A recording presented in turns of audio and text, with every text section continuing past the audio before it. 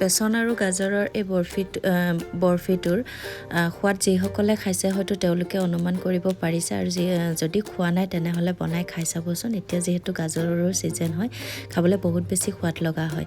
এয়া মই গাজৰ প্ৰথমতে 4টা গাজৰ ল'লোঁ, লৈ পেলাই ধুনীয়াকৈ চাফা কৰি ল'লোঁ, লৈ মিহি মিহিকৈ পিহনাত পিহি ল'লোঁ। তাৰপিছত এবাটি বেচন ল'লোঁ, তাৰপিছত এয়া 3 চামুচমান, ডাঙৰ চামুচে 3 চামুচমান নাৰিকলৰ গুড়া ল'লোঁ। তাৰপিছত কাজু বাদাম ঠিক তেনেকুৱাই ডাঙৰ চামুচখনেৰে 3 চামুচমান মই তেনেকৈ কাজু বাদামৰ গুড়া ল'লোঁ আৰু চেনি ল'লোঁ। তাৰপিছত এইফালে দুফালে দুখন পেন পাতি দিলোঁ, কাৰণ এখনত মই বেচনখিনি ভাজিম আৰু আনখনত মই ৰুকি লোৱা গাজৰখিনি ভাজিম। তাৰপিছত এয়া 2 চামুচ ঘিউ দিলোঁ, দি পেলাই ধুনীয়াকৈ মই গাজৰখিনি ইয়াতে বহাই দিলোঁ। বহাই দি পেলাই মই গাজৰখিনি ভাজি থাকিম। গেছৰ ফ্লেমটো ল' কৰি পেলাই যেতিয়ালৈকে গাজৰৰ পৰা ওলোৱা পানীখিনি শুকাই নাযায় আৰু গাজৰখিনি সিজি নুঠে, তেতিয়ালৈকে মই গাজৰখিনি ধুনীয়াকৈ ভাজি থাকিম। এনেকৈ লৰাই ধুনীয়াকৈ ভাজি থাকিম। ইফালে আন এখন পেনত যে মই পাতি দিছিলোঁ, তাতো মই 2 চামুচ ধুনীয়াকৈ ঘিউ দিলোঁ। দি পেলাই মই প্ৰথমতে গুড়ি কৰি ৰখা কাজু বাদামখিনি দিলোঁ।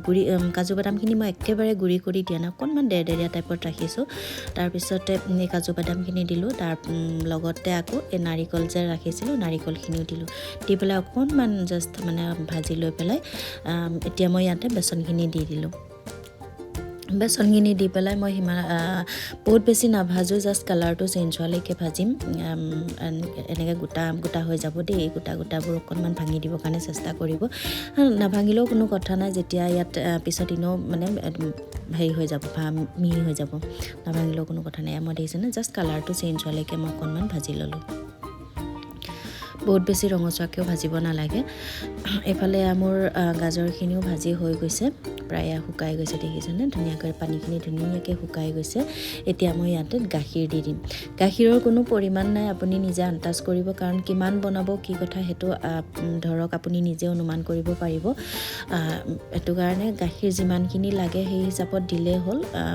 মই ধুনীয়াকৈ গাখীৰখিনি দিলোঁ। দি পেলাই চেনিটো মই আগতে দিয়া নাছিলোঁ, চেনিটো মই এতিয়াহে দিম।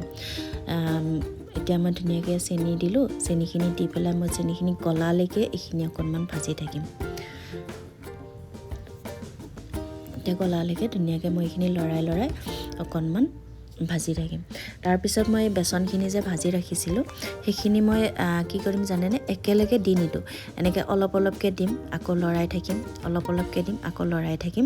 তেনেকৈ লৰাই মই মানে যিটো এটা ডো টাইপত বনাব লাগিব ন, সেইটো মই বনাই ল'ম ধুনীয়াকৈ।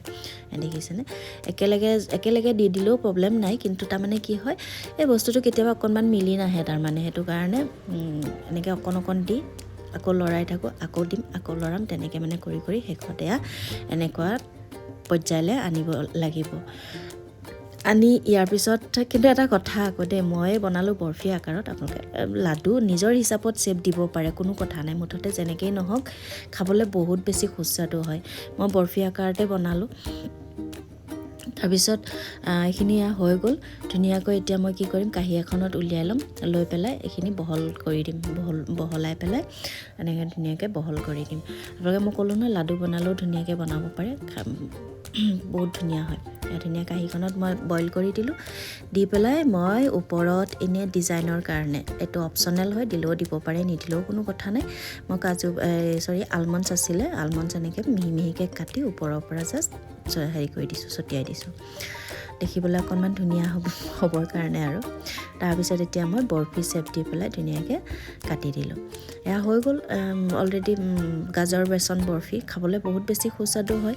যিসকলে খাইছেতো গম পাইছে, যদি খোৱা নাই তেনেহ'লে বনাই খাই চাবচোন, বহুত বেছি ভাল লাগে। ধন্যবাদ ভিডিঅ'টো শেষলৈকে চোৱাৰ বাবে। যদি ভাল লাগিলে তেনেহ'লে লাইক কমেণ্ট কৰিব আৰু পাৰিলে শ্বেয়াৰ এটাও কৰি দিব। যদি নতুনকৈ আপুনি প্ৰফাইলটো চাই আছে তেনেহ'লে প্ৰফাইলটো ফ'ল' কৰি ৰাখিব, আৰু যদি ইউটিউবত চাই আছে তেনেহ'লে চেনেলটো ছাবস্ক্ৰাইব কৰি দিব। গতিকে আজিলৈ বাই বাই, লগ পাম অন্য এটি নতুন ভিডিঅ'ৰ সৈতে। আজিলৈ বাই বাই।